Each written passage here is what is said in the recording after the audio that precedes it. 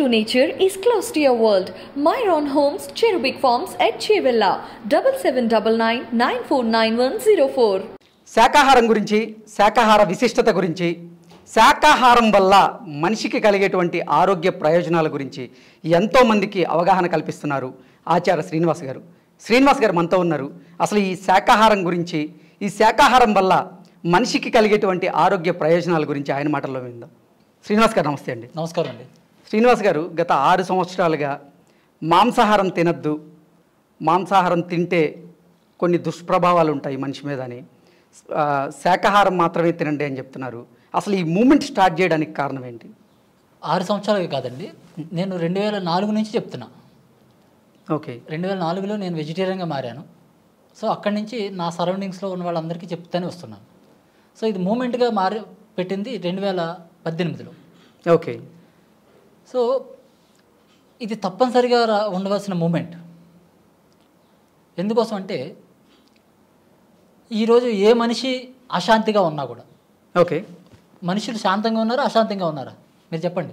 కొంతమంది శాంతంగా ఉన్నారు, కొంతమంది సమస్యలతో బాధపడుతున్నారు. కొంతమంది కాదు, అందరికీ మీకు శాంతి లేదు, ఆ కెమెరా ఆయనకి శాంతి లేదు, ఈ పక్కన ఉన్న కెమెరా పర్సన్ శాంతి లేదు, మీ ఎండి గారికి శాంతి లేదు, ఏ మనిషికి శాంతి లేదు. మీరు వాళ్ళని అడగండి. ఓకే ఓకే, ఏదో ఒక సమస్య, ఏదో ఒక సఫరింగ్ ఉంది ఖచ్చితంగా. అవును. ఓకే, సో ఎక్కడ ఏ మనిషి దేనికోసం ఇబ్బంది పడినా, దేనికోసం సఫర్ అవుతున్నా కూడా దానికి రీజన్ ఏమిటంటే ఈ జంతువుల్ని, కోట్లాది జంతువులను చంపడం.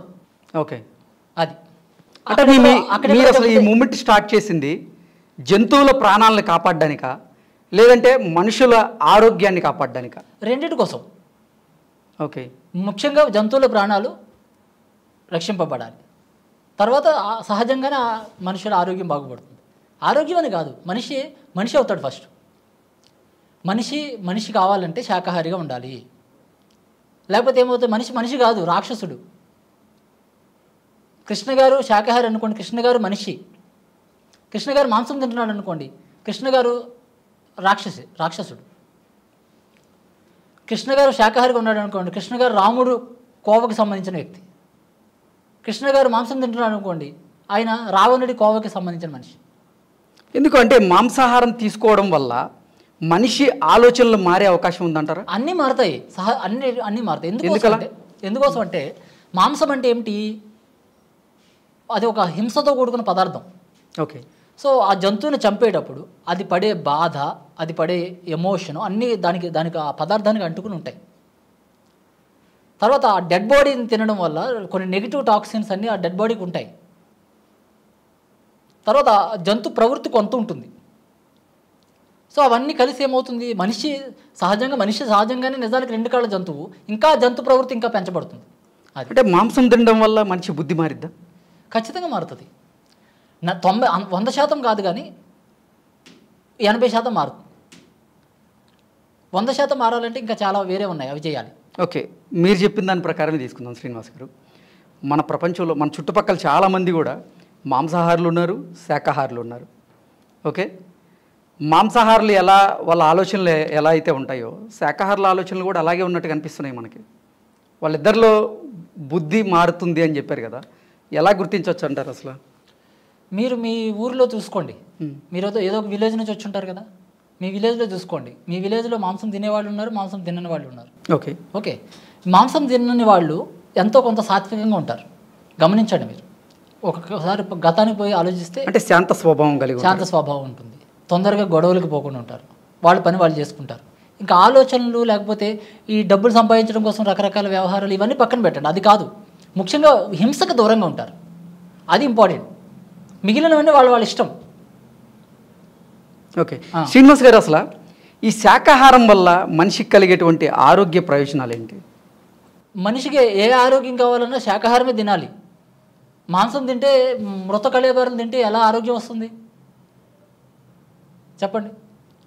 ఒక హింసతో కూడుకున్న ఆహారం తింటే, ఒక జంతువుని దాని రక్తం తాగితే మీరు ఎలా ఆనందంగా ఉంటారు? మీకు ఏ రకమైన ఆరోగ్యం వస్తుంది చెప్పండి?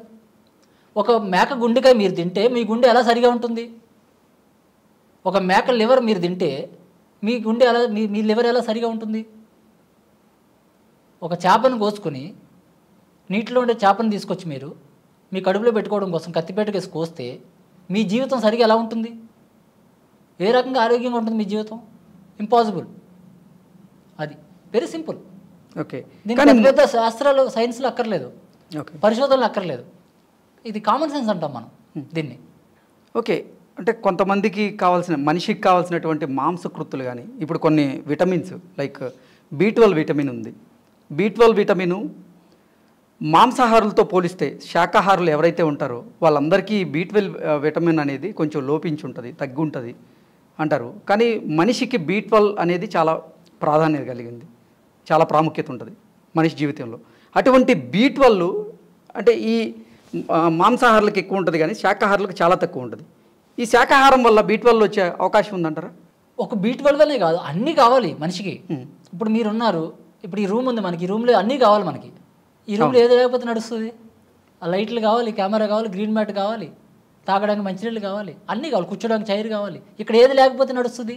అంటే అలాగే B12 కావాలి, అన్నీ కావాలి, అన్ని విటమిన్స్ కావాలి మనిషికి. ఎగ్జాక్ట్లీ అన్ని విటమిన్స్ అన్ని ప్రోటీన్స్ కూడా శాకాహారంలో ఉన్నాయి, అన్నిటిలో ఉన్నాయి. ఆల్ వెజిటేబుల్స్ మనం వాటిని ఉపయోగించుకుంటే అవి మనకు అన్నీ ఇస్తాయి. ఓకే, ఇప్పుడు వీటన్నిటికన్నా ముఖ్యంగా ఈ సూర్యశక్తి దగ్గర తీసుకుని వెజిటేబుల్స్ అన్నీ కూడా, ఈ ప్లాంట్స్ అన్నీ కూడా సూర్యశక్తిని తీసుకుని, ఆ సోలార్ ఎనర్జీని తీసుకుని మనకు అందిస్తున్నాయి. సోలార్ ఎనర్జీ చాలా ప్రముఖ పాత్ర మన జీవితానికి. అది అన్ని విటమిన్స్ వస్తాయి. కానీ మనం ఏం చేస్తామంటే మనం అతికిపోతాం ఎక్కువ. ఈ ఆరోగ్య సూత్రాల్లో కూడా అతికిపోయి మనం మాంసం తినాలని కోరిక పెట్టుకొని డాక్టర్లు చెప్పారని వాళ్ళు ఎంకరేజ్ చేస్తున్నారు. కాబట్టి మనం కొంతమందిని మీరు గమనించండి, శాకాహారులుగా పుట్టుకతో ఉండి జీవితాంతం గడిపిన వాళ్ళని గమనించండి. వాళ్ళు ఎలా ఉన్నారు? వాళ్ళకి ఏ B12 లోపం వచ్చింది మీరు చెప్పండి. అంటే మనిషి నాడీ వ్యవస్థ పనిచేయడానికి B12 అనేది చాలా ప్రధానమైనది. ఏ కూరగాయలు తీసుకోవడం వల్ల ఈ B12 అనేది పెరిగే అవకాశం ఉందంటారు? ఇప్పుడు మనకి B12 అనేదే కాదు, ఏది అయినా కూడా పుష్కలంగా మనకి శాకాహారంలో ఉన్నాయి. మీరు ఒక జైన్ కమ్యూనిటీ తీసుకోండి, లేకపోతే ఒక బ్రాహ్మణ్ కమ్యూనిటీ తీసుకోండి, లేకపోతే వైశ్య కమ్యూనిటీ తీసుకోండి. పుట్టుక నుంచి మాంసం తినకుండా జీవితాంతం గడిపిన వాళ్ళ జీవితాన్ని కొన్ని అధ్యయనం చేయండి.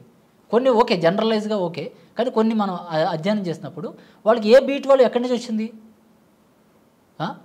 తర్వాత చిన్న పిల్లాడు ఉన్నాడు, ఇప్పుడు మీరు ఉన్నారు, ఇంత పిల్లాడు అప్పుడు ఉన్నారు మీరు ఈ మాంసం తినడం ఎప్పుడు మొదలుపెట్టారు మీ జీవితంలో? మీరు ఏదో ఒక 5-6 సంవత్సరాలకు మీరు అలవాటు చేస్తుంటారు అమ్మా నాన్న. కానీ అంతకుముందు మీరు ఉన్నారుగా, అంతకుముందు మీకు B12 లేదా?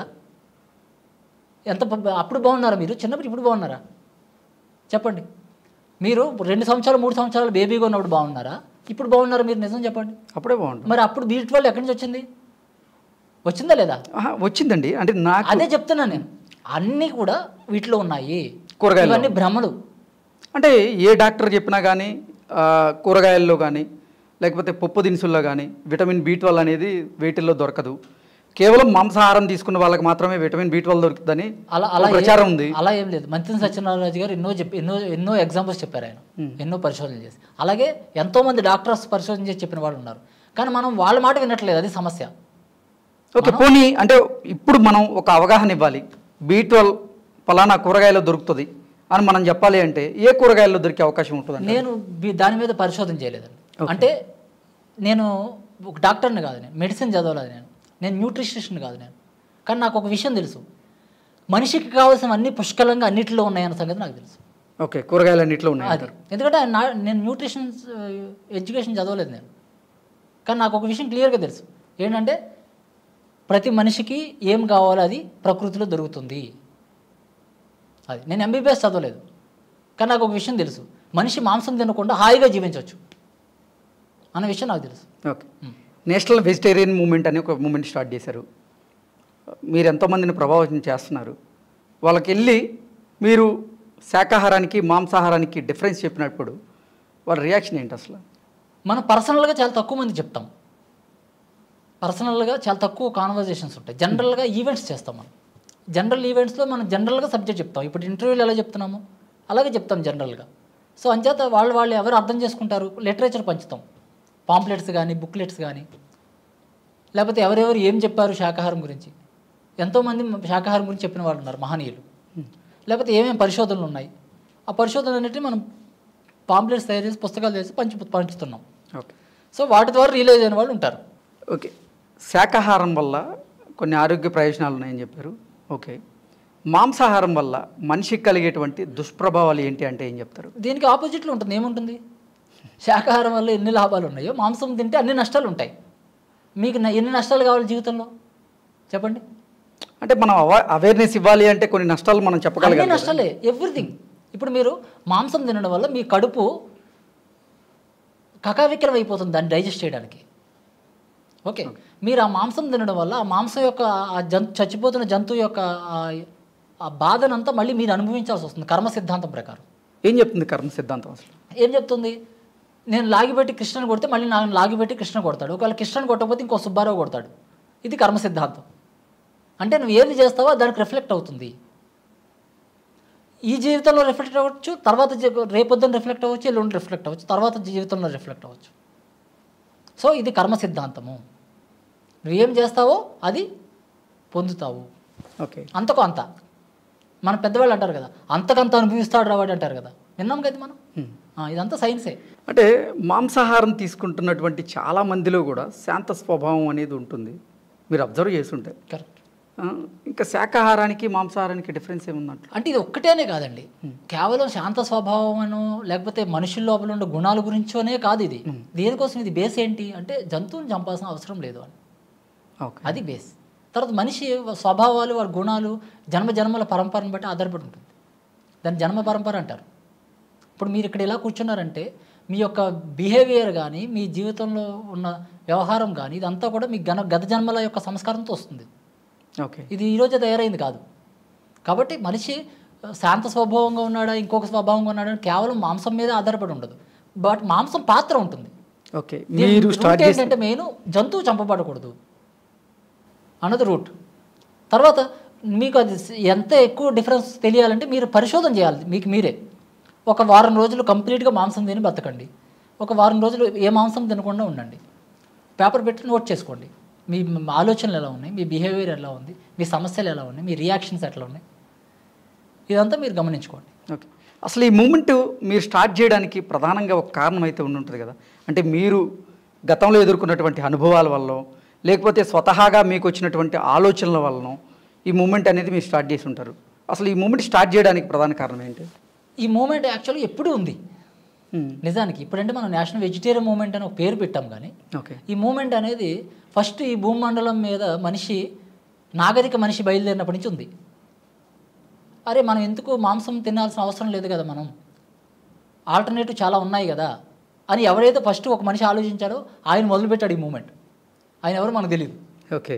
తర్వాత ఎంతోమంది దాని పరంపరగా మహావీరుడు, గౌతమ్ బుద్ధుడు, మన దేశం తీసుకుంటే గాంధీజీ, ఇంకా ఇతర దేశాల్లో రకరకాల మహనీయులు, జార్జ్ బెర్నార్డ్ షా లాంటి వాళ్ళు, వీళ్ళందరూ కూడా దాన్ని పరంపరగా కంటిన్యూ చేస్తూనే ఉన్నారు. ఓకే. అంటే మీరు ఈ ఉద్యమం స్టార్ట్ చేయడానికి మీకు అసలు ఇన్స్పిరేషన్ ఎవరు? ఇన్స్పిరేషన్ నాకు చిన్నప్పుడు జరిగిన కొన్ని సంఘటనలు. అదే నేను అడుగుతున్నా. సంఘటనలు ఏంటంటే, నేను చిన్నప్పుడు 2 కోడి పిల్లల్ని పెంచుకున్నాను. పెంచుకుంటే వాటితో రోజు ఆడుకుంటాం కదా మనం చిన్నప్పుడు. రోజు స్కూల్ నుంచి రావడం, వాటితో ఆడుకోవడం. ఒకరోజు ఏం జరిగిందంటే పెద్దగా అయ్యాయి. ఒకరోజు వాటికి విషం పెట్టి చంపేశారు. ఓకే. అవి ఎలకల మందు తిన్నాయి. ఎలకల మంది ఎక్కడ తిన్నాయంటే మా ఇంటి పక్కన ఒక గొడ్ల చావుడు ఉంటే అక్కడ పెంట కుప్ప మీద ఆయన విషం పెట్టాడు. ఒళ్ళలో పెడుతుంటారు ఎలకల కోసమో లేకపోతే కోళ్ళ కోసమో, వాళ్ళు డిస్టర్బ్ చేస్తున్నాయని పెడుతూ ఉంటారు అన్నమాట. అదో మూర్ఖత్వం, తెలియక. సో అలా అప్పుడు ఆ కోళ్ళు, ఒక కోడి ఒక్కసారి చనిపోయింది, ఇంకొక కోడి ఇంకొక 2-3 నెలలకు ఇంకొకసారి చనిపోయింది. సేమ్ రీజన్ అదే. అంటే అప్పుడు నా రూట్స్లో ఉంది అది. తర్వాత నేను నా జర్నీ చేసిన నా ఫ్రెండ్ ఒకడు ఉన్నాడు. అబ్బాయి విశ్వబ్రాహ్మణుల అబ్బాయి, తను మాంసం తినేవాడు కాదు. తన యొక్క ప్రభావం కూడా నా మీద పడింది. నెక్స్ట్ నేను 2006 సంవత్సరంలో సుభాష్ పత్రి గారిని కలిశాను. పత్రిజీ గారు. సో ఆయన జీవితాంతం ఆయన గట్టిగా మాంసం గురించి చెప్పేవారు, చాలా స్ట్రాంగ్గా చెప్పేవాడు ఆయన. సో ఆయన ప్రభావం నా మీద ఉంది. ఇవన్నీ కలగలిపి నేను జీవితంలో ఏం చేయాలబ్బా, ప్రతి జీవితానికి ఒక పర్పస్ ఉండాలి కదా. అవును. మనం ఏవేవో చేస్తుంటాం, ఇది చేస్తాం తృప్తి ఉండదు, ఇంకోటి చేస్తాం తృప్తి ఉండదు, ఇంకోటి చేస్తాం తృప్తి ఉండదు, ఒక్కోసారి అన్నీ ఉంటాయి కానీ తృప్తి ఉండదు.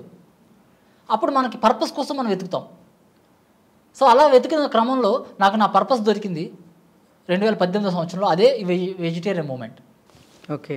వెజిటేరియన్ ఈ మూమెంట్ ద్వారా మీరు ఇన్స్పైర్ చేసిన వాళ్ళు ఉన్నారా? ఇన్స్పైర్ చేసిన వాళ్ళు ఇన్స్పైర్ అవుతారు ఖచ్చితంగా. ఇప్పుడు మీరు యాంకరింగ్ చేస్తున్నారు, మీ యాంకరింగ్ చూసి ఎక్కడో చోట ఎవరో ఒకరు ఇన్స్పైర్ అవుతారు. కొంతమంది బయటకు కనిపించవచ్చు, కనిపించకపోవచ్చు. అంటే అట్లానే కాదు, ఈ మూమెంట్కి సపోర్ట్ చేసే వాళ్ళు ఉంటారు, చాలా మంది ఉన్నారు. మరి 6 సంవత్సరాల నుంచి మేము ఎన్ని కార్యక్రమాలు చేసామో లెక్కే లేదు అసలు. 400 శాకాహార ర్యాలీలు చేసాం, ఎన్నో వెజిటేరియన్ 2K రన్స్ చేసాం, నేషనల్ వెజిటేరియన్ కాన్ఫరెన్స్ చేసాం, ఎన్నో పెద్ద పెద్ద ఈవెంట్స్ చేసాం, ఎన్నో స్కూల్స్ కాలేజెస్కి చెప్పాం, లక్షలాది పాంప్లెట్స్ డిస్ట్రిబ్యూట్ చేసాం, ఒక వెజిటేరియన్ టీవీ అనే ఒక యూట్యూబ్ ఛానల్ స్టార్ట్ చేసాం, శాకాహార జగత్ అని ఒక మ్యాగజైన్ స్టార్ట్ చేసాం. సో ఇవన్నీ ఎక్కడి నుంచి జరిగాయంటే సపోర్ట్ చేయబట్టే. సో చేసేవాళ్ళు ఎప్పటికప్పుడు వస్తూనే ఉన్నారు. ఓకే. మీరు స్టార్ట్ చేసినప్పుడు ఈ మూమెంట్ మీతో పాటు ఎంతమంది ఉన్నారు? ఈ 6 సంవత్సరాల కాలంలో, అంటే 2004 నుంచి చేస్తున్నారు, 2018, 2019లో ఈ మూమెంట్ అనేది ఉధృతంగా తీసుకొచ్చారు జనాల్లోకి. ఇప్పుడు మీతో ఎంతమంది ఉన్నారు? ఇప్పుడు మనకి ఏదన్నా ఒక ఉద్యమం ఏదన్నా రూపుదాల్చే ముందు ఒక వ్యక్తిగా మొదలవుతుంది. అవును. సో ఫస్ట్ ఒక వ్యక్తిగా నేను మొదలుపెట్టాను అనుకోండి, తర్వాత అది వ్యక్తి సంస్థ అవుతుంది, ఒక ఆర్గనైజేషన్ అవుతుంది. కొన్ని సంస్థల కలయికే ఒక మూమెంట్ అవుతుంది. అవును. ఓకే. మూమెంట్ అంటే ఉద్యమం, మూమెంట్ అంటే సంస్థ కాదు. సో ఫస్ట్ నేను మొదలుపెట్టినప్పుడు నేను నా వైఫ్ ఉన్నాము, తర్వాత మాతో పాటు ఒక 10 మంది తయారయ్యారు. తర్వాత ఇప్పుడు ఈరోజు ఒక 50 మంది వెజిటేరియన్ మూమెంట్ కోసం డెడికేటెడ్గా పనిచేసే వాళ్ళు ఉన్నారు, ఒక 50 మంది ఈ రోజు వరకు. మిగిలిన వాళ్ళు ఎక్కడికక్కడ ఇన్స్పైర్ అవుతున్నారు, వాళ్ళంతా ఫ్యూచర్లో వస్తారు. ఇంకా ఈ 5 సంవత్సరాలు మేము చేసిన పనికి ఒక 50 మంది డెడికేటెడ్గా శ్రీనివాస్ చెప్తే ఈ పని మనం చేయొచ్చు అన్నవాళ్ళు ఒక 50 మంది ఉన్నారు. అసలు ఈ మూమెంట్ ద్వారా శ్రీనివాస్ గారు భవిష్యత్తులో ఏం చేద్దాం అనుకుంటున్నారు? ఈరోజు ఏం చేస్తున్నామో భవిష్యత్తులో అదే చేస్తాం. బట్ ఏంటంటే ఒకళ్ళు చెప్పాను కదా ఇందాక, మనిషి వ్యక్తి సంస్థ అయినట్టు, సంస్థ వ్యవస్థ అయినట్టు. ఇప్పుడు ఇది వ్యవస్థలోకి అడుగు పెడుతుంది. మొన్నటి వరకు సంస్థగా ఉంది, ఇప్పుడు ఇది వ్యవస్థలోకి అడుగు పెడుతుంది. ఈ వ్యవస్థ అంటే ఏమిటంటే ఇప్పుడు మనం వెజిటేరియన్ క్లబ్స్ ఎక్కడికక్కడ ఫామ్ చేస్తున్నాం. ఓకే. లైక్ లైన్స్ క్లబ్స్ లాగా, లేకపోతే రోటరీ క్లబ్స్, వాసవి క్లబ్స్ ఉన్నాయి కదా, ఆ క్లబ్స్కు కొంత ఎజెండా ఉంటుంది. దీనికి ఈ క్లబ్ ఎజెండా ఏంటంటే శాకాహారాన్ని ప్రచారం చేయాలి, అహింస సిద్ధాంతాన్ని ప్రచారం చేయాలి, కర్మ సిద్ధాంతాన్ని ప్రచారం చేయాలి. ఇది ఒకటే సింగిల్ ఎజెండాతోటి మనకి ఓ నాన్ వైలెన్స్ అండ్ వెజిటేరియనిజం, ఇదే ఎజెండాతోటి ఈ క్లబ్స్లో ఉన్న సభ్యులందరూ పనిచేస్తారు. దాంట్లో భాగంగా మనం ఈ నెల అంటే ఆగస్టు 2023 27వ తారీఖున మనం సికింద్రాబాద్లో ఈ క్లబ్ని ఇనాగ్రేషన్ చేసుకుంటున్నాం, హైదరాబాద్ వెజిటేరియన్ క్లబ్ ఫస్ట్. దాని ద్వారా మనం నెక్స్ట్ అన్ని ఏరియాల్లోని క్లబ్స్ వస్తాయి. ఇంకొక 20 సంవత్సరాల్లో వెజిటేరియన్ క్లబ్ లేని ఊరు ఉండదు. ఓకే. ప్రతి ఊర్లోనూ గ్రామ పంచాయతీ ఉంది కదా, అలాగే వెజిటేరియన్ క్లబ్ వస్తుంది. అది మీ మూమెంట్కి మన మూమెంట్ ఇది. మనం మానవ సామ్రాజ్యం కోసం. మనిషి కనుక శాకాహారిగా మారకపోతే, మానవ జాతి కనుక శాకాహారిగా మానకపోతే భయంకరమైన, ఇప్పటికే ఎన్నో భయంకరమైన పరిస్థితులు చూస్తుంది మానవ జాతి, ఇంకా ఎన్నో భయంకరమైన పరిస్థితులు చూడాల్సి వస్తుంది. అది ఈ కరోనా సమయంలో మీరు గమనించుంటే ఈ కరోనా టైంలో ప్రతి ఒక్కరికి కూడా ఈ కరోనా ఎఫెక్ట్ మన బాడీ మీద అవ్వకూడదు అంటే, ఈ వైరస్ ఎఫెక్ట్ మన బాడీ మీద ఉండకూడదు అంటే రెసిస్టెన్స్ పవర్ అనేది ఎక్కువ ఉండాలి. ఈ రెసిస్టెన్స్ పెరగాలి అంటే మాంసాహారం తీసుకోవాలని అప్పుడు కూడా అది ఉధృతంగా ప్రచారం జరిగింది. అలాగే మాంసాహారం తీసుకున్నారు. శాకాహారుల్లో శాకాహారులకి కొంతమందికి ఏంటంటే ఈ రెసిస్టెన్స్ పవర్ అనేది కొంచెం తక్కువ ఉంటుంది అనేటువంటి ఒక ప్రచారం జరుగుతుంది. అది నిజమే అంటారు? అసలు కాదు. అంటే రెసిస్టెన్స్ పవర్ పెరగాలి శాకాహారంలో. ఛత్రపతి శివాజీ గారు శాకాహారి, ఎంతోమంది బాడీ బిల్డర్స్ ఉన్నారు, వీళ్ళందరికీ ఆ రెసిస్టెన్స్ పవర్ ఎక్కడి నుంచి వచ్చింది? లేకపోతే ఆ ఫిజికల్గా స్టామినా ఎక్కడి నుంచి వచ్చింది? రెసిస్టెన్స్ పవర్ అనేది మిమ్మల్ని గమనించుకోండి మీరు. ఓకే, మీరు మాంసం తింటే మీ రెసిస్టెన్స్ పవర్ ఎట్లా పెరుగుతుంది? అది మీ బాడీ మొత్తం డిస్టర్బ్ అవుతుంది, మీ లోపల ఉన్న అణువు డిస్టర్బ్ అవుతుంది. మీ బాడీ అసలు మాంసానికి పనికి రాకుండా డిజైన్ చేయబడింది. మీరు దానికి విరుద్ధంగా మీరు లోపలికి వేస్తున్నారు. ఓకే, సో ఈ రెసిస్టెన్స్ పవర్ అనేది, ఇప్పుడు నాకు కోవిడ్ వచ్చింది, కానీ నేను కోవిడ్ వచ్చినప్పుడు ఒక్క ట్యాబ్లెట్ కూడా యూజ్ చేయలేదు కోవిడ్కి. మా ఫ్యామిలీ అంతా ఉన్నారు దానికి సాక్ష్యంగా. ఒక్కటే సింగిల్ ట్యాబ్లెట్ నేను యూజ్ చేయలేదు. కోవిడ్ పోయింది నాకు. ఓకే, 4 రోజులు బాధపడ్డాను నేను. కానీ ఒక్క ట్యాబ్లెట్ వేయలేదు, గుర్తుపెట్టుకోండి ఈ మాట. కాబట్టి రెసిస్టెన్స్ పవర్ కానీ ఫిజికల్ స్టామినా కానీ ఇవన్నీ కూడా మనకి భ్రమలు ఉన్నాయి. మనిషి అతి సర్వత్ర వర్జియత్ అంటారు, విన్నారుగా. Too much is too bad అంటారు. సో మనం ఎక్కువ ఈ ఆరోగ్యం కోసం, ఈ విటమిన్స్ కోసం, ప్రోటీన్స్ కోసం ఎక్కువ ఆలోచించి అతికిపోయి మనం ఉన్నదాన్ని ఏదో కొండనాలికి మందేస్తే ఉన్ననాలికి ఊడింది అన్నట్టుగా తయారైంది మన పరిస్థితి. శ్రీనివాస్ గారు, ఇప్పుడు ఒక వ్యక్తి ఉన్నారు, తనకి 30 ఏళ్ళు అనుకోండి. గత 20 సంవత్సరాల నుంచి అతనికి మాంసాహారం అలవాటు. సడన్గా ఒక్కసారిగా మానేయాలి అంటే ఎలా మానేయగలడు? మానేయాలంటే ఆయన దాన్ని అర్థం చేసుకోవాలి. ఫస్ట్ మొట్టమొదటి అర్థం చేసుకునే పాయింట్ ఏంటంటే అది ఆహారం కాదు. ఆహారం కానప్పుడు మనం కడుపులో పెట్టకూడదు. రెండోది అది విషము. అది విషం అంటే మనల్ని విషం అంటే ఏమిటి? మనల్ని నాశనం చేసేది. సో ఒక్కొక్క విషము వెంటనే నాశనం చేస్తుంది, ఒక్కొక్క విషము మెల్లిమెల్లిగా స్లో పాయిజన్ అంటారు కదా, అలా నాశనం చేస్తుంది. అలాగే ఈ మాంసం తినడం వల్ల దాని ఎఫెక్ట్స్ మనకు వెంటనే కొన్ని దుష్ప్రభావాలు ఉంటాయి, కొన్ని తర్వాత తెలుస్తుంటాయి కర్మ సిద్ధాంత ఎఫెక్ట్ వల్ల. కాబట్టి ఇదంతా అలవాటు చేసుకో. తర్వాత ఏంటంటే వీటన్నిటికీ పెద్దది ఒక నడయాడే జంతువుని మనం దాన్ని పట్టుకుని దాన్ని హింసించి దాన్ని గొంతు కోసి అది దాని రక్తం తాగుతున్నాం మనం. సో ఇది బలమైన పాయింట్. సో ఈ పెర్సెప్షన్ తెచ్చుకుంటే ఎవడు మాంసం తింటాడండి? వెంటనే డెసిషన్ తీసుకోవచ్చు. ఇది గంట తర్వాత, 2 గంటల తర్వాత, 10 రోజుల తర్వాత, లేకపోతే వారానికి ఒకసారి తిను ఇట్లాంటి కాదు. ఇది మాంసం అంటే నీ జీవితంలో స్ట్రాంగ్గా తీసుకోవాల్సిన డెసిషన్. కంప్లీట్గా మాంసం తినకూడదు ఎవరు కూడా. వెజిటేరియన్ మూమెంట్ ఎందుకు మేము దీన్ని ప్రారంభించామంటే ఇది ఒక కమ్యూనిటీకి సంబంధించి కాదని తెలియజెప్పడం కోసం. ఓకే, ఇప్పుడు నేను ఒక చౌదరి కుటుంబంలో పుట్టాను. మాకు చిన్నప్పటి నుంచి ఎలా అలవాటు, మాకు వాళ్ళు బ్రాహ్మణులు మాంసం తినరు అని వింటూ ఉంటాం. ఓహో, బ్రాహ్మణుల మాంసం తినకుండా ఉండాలి, శాకాహారం అంటే బ్రాహ్మణులదా. ఇంకొంచెం పోతే వైశ్యులది శాకాహారము. ఓహో, వైశ్యులేదే శాకాహారులుగా ఉండాలా. మనం చౌదరి మన మాంసం తినచ్చు, మనం రెడ్డి మన మాంసం తినచ్చు. లేకపోతే ఇంకొంచెం దూరం పోతే వాడు ఈరోజు వెంకటేశ్వర స్వామి మొక్కుకున్నాడు, లేకపోతే రుద్రాక్షమాల ధరించాడు, ఈరోజు నుంచి మాంసం తినడు. ఓహో, ఆధ్యాత్మికంగా ఉండేవాళ్ళు మాంసం తినకూడదా. ఇవన్నీ వింటూ వచ్చాం మనం.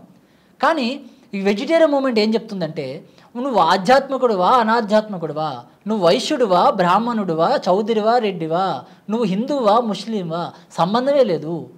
నువ్వు మనిషివి. మనిషి ఎవరు మాంసం తినకూడదు. నీ ప్రొఫెషన్తో సంబంధం లేదు, నీ యొక్క జీవన సాంప్రదాయాలతో సంబంధం లేదు. ఇది కనీసంగా ఉండవలసిన విషయము అన్నది వెజిటేరియన్ మూమెంట్ చెప్తుంది. ఓకే, శ్రీనివాస్ గారు, ఈ గుడ్డు విషయంలో చాలామందికి చాలా సందేహాలు ఉన్నాయి. కొంతమంది ఏమో గుడ్డు తీసుకునేవాళ్ళు, గుడ్డు తినేవాళ్ళు అది మాంసాహారం అంటారు. కొంతమంది మాత్రం లేదు, గుడ్డు శాకాహారమే. సో శాకాహారులకి గుడ్డు తింటే అయినా ఈ గుడ్డు రూపంలో అయినా కొన్ని ప్రోటీన్స్ కానీ పోషకాలు అందాల్సిన బాడీకి అందాల్సిన పోషకాలన్నీ కూడా ఈ గుడ్డులో ఉంటాయని కొంతమంది చెప్తూ ఉంటారు. అసలు మీరేమంటారు? ఈ గుడ్డు అనేది మాంసాహారమా లేదా శాకాహారమా? గుడ్డు పగలగొట్టిన గుడ్డు మీరు స్మెల్ చూసారు ఎప్పుడైనా? చూశాను. ఎలా ఉంటుంది? నీచు స్మెల్. మంచి మ్యాంగో స్మెల్ వస్తుందా? లేదు. మంచి ఆరెంజ్ స్మెల్ వస్తుందా? ఏం స్మెల్ వస్తుంది? కంపు కొడుతుంది అది. ఓకే, సో ఫస్ట్ పాయింట్, అది మన బాడీని రిజెక్ట్ చేస్తుంది. మన బాడీ దాన్ని రిజెక్ట్ చేస్తుంది. స్మెల్ చూడగానే మనం ఏం చేస్తాం? దాన్ని దూరంగా ఉంటాం. ఓకే, దాన్ని అందుకే ఇందాక మీరేమన్నారు, నీసు స్మెల్ వస్తుంది అన్నారు. దాని యాక్చువల్ వర్డ్ నీసు కాదు, నీచు అంటే నీచమైనది అని అర్థం. ఓకే, తర్వాత ఆ గుడ్డు అనే దాని వెనకాల ఏముంది? ఒక లైఫ్ ఉంది. గుడ్డు అంటే ఏంటి? అప్కమింగ్ బేబీ అంటాం. అవును కదా, అప్కమింగ్ బేబీనే కదా. మీరున్నారు, మీ తల్లి కడుపులో ఉన్నప్పుడు మీరేంటి? పిండం, ఎగ్, అండం కదా, అండము లేదా పిండం, ఎగ్ అనమాట. సో దీన్ని మన పెద్దవాళ్ళు మనకు అర్థం అవ్వడం కోసం చాలా మంచిగా చెప్పారు. పిండాకూడు అన్నారు దాన్ని. ఆ పిండాన్ని, కూడు అంటే ఆహారం, ఆ పిండాన్ని కనుక మనం ఆహారంగా స్వీకరిస్తే దాన్ని పిండాకూడు అని మనకు అర్థం అవ్వడానికి సాధారణమైన భాషలో చెప్పారు. మనం పిండాకూడు అంటే ఏమనుకున్నాము? ఎప్పుడో చచ్చిపోయిన తర్వాత ముద్దలు కలిపి ఎవరో ఆత్మని పిలిస్తే కాకులకు పెడతారు, అది పిండాకూడు అనుకున్నాం. కానీ యాక్చువల్ మీనింగ్ పిండాకూడు అంటే ఈ ఎగ్ ఫుడ్ ఈజ్ పిండాకూడు. తర్వాత కొంతమంది అంటారు, అరే అందులో బేబీ లేదా ఫెర్టిలిటీ ఎగ్స్ వస్తున్నాయి, కృత్రిమంగా తయారు చేస్తున్నారు ఎగ్స్ అంటే. ఆ కృత్రిమంగా తయారు చేయడానికి ఏం ఉపయోగిస్తున్నారు? కృత్రిమంగా ఆ తయారమ్మడం కోసం ఆ కోడిని ఎట్లా పుట్టిస్తున్నారు, ఎట్లా పెంచుతున్నారు, దాన్ని అంత హింసకు గురి చేస్తున్నారు. ఇదంతా ఎక్కడికి పోదు, గుర్తుపెట్టుకోండి. అంతకు అంత అంతకు అంత అంతకు అంత ప్రతి ఒక్కడు అనుభవిస్తాడు. ఇది దాన్ని తయారు చేసేవాడు అనిపిస్తాడు, దాన్ని అమ్మేవాడు అనిపిస్తాడు, దాన్ని కొనేవాడు అనిపిస్తాడు, దాన్ని వండేవాడు అనిపిస్తాడు, దాన్ని వడ్డించేవాడు అనిపిస్తాడు, వాడు తినేవాడు అనిపిస్తాడు అని నేను చెప్పట్లేదు. మన శాస్త్రం చెప్తుంది, మనుస్మృతి చెప్తుంది.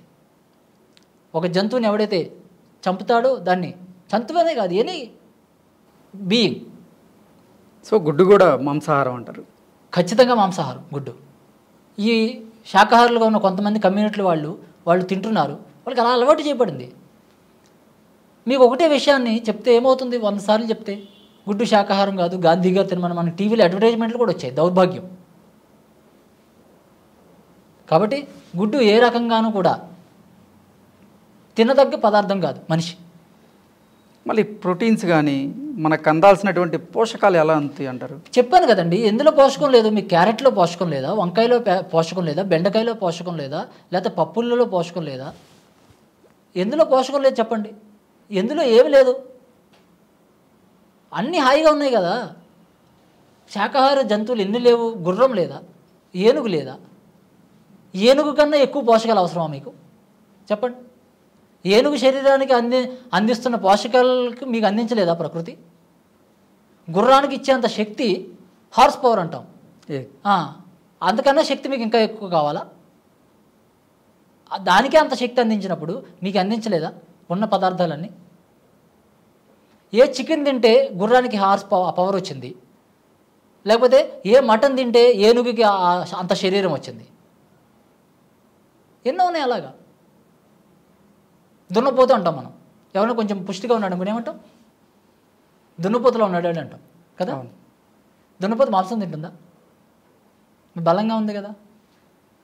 ఇదంతా మానవ జాతి పెట్టుకున్న పిచ్చి పిచ్చి పిచ్చి పిచ్చి తగ్గించుకోవాలి మనం.